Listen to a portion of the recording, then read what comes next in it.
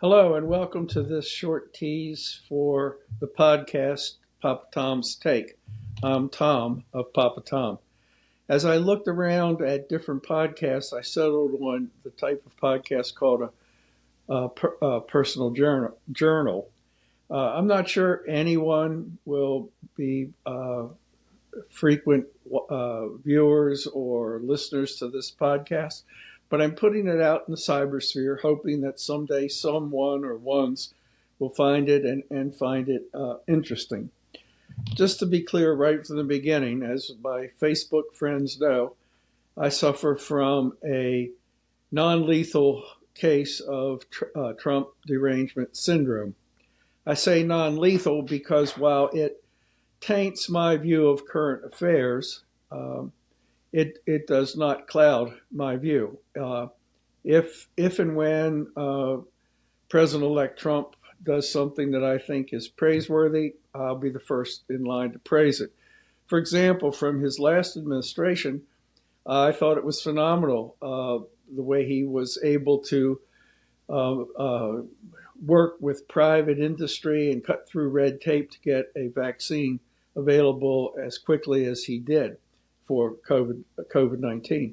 It's puzzling to me, however, that now what I view as his major accomplishment of his administration, he's walking away from. And it's clear the reason is because of the people that he is currently surrounded with. So many podcast and media sources claim to be the sole source of truth. That's not the direction that I'm going. I'm going to offer you my take. And by my take, I mean after reading primary sources or listening to interviews or speeches, reading reports, I'll give you my take on what I have read. I believe in primary sources, and I will let you know if and when I'm using something other than primary sources, but I will endeavor to always use primary sources. I'm the guy who read every page of the Mueller report, both volumes, and I've read large sections of Project 2025. So you can see I'm a believer in primary sources. Part of one of the three objectives of this podcast will be to be part of the loyal or not so loyal opposition to the Trump administration. But that's not the whole focus of these podcasts. I will be producing podcasts in a sporadic way, meaning when the mood strikes me, and that's compatible with my retirement mindset. In addition to looking at current events, some of the episodes will involve discussions with interesting people regarding topics that are of interest to me. For example, chatting with some librarians who are on the front line of issues related to book banning, or with a former student of mine who walks the walk of community schools, or a former colleague of mine who's just completing her doctorate, and her dissertation has to do with college, university administrators creating policies that help guide both students and faculty in the use of artificial intelligence. The last portion of episode topics will be simply from my experiences from living on this planet for nearly 8 decades. An example of that might be simply chatting with some former college mates of mine about characters that we met living in Richmond Hall in the 1960s. The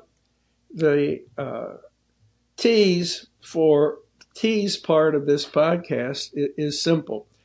The next full episode of Papa Tom's Take will focus on the upcoming Trump administration. The working topic for that, working title for that podcast is the Trump administration hopes, fears, predictions, and preparation.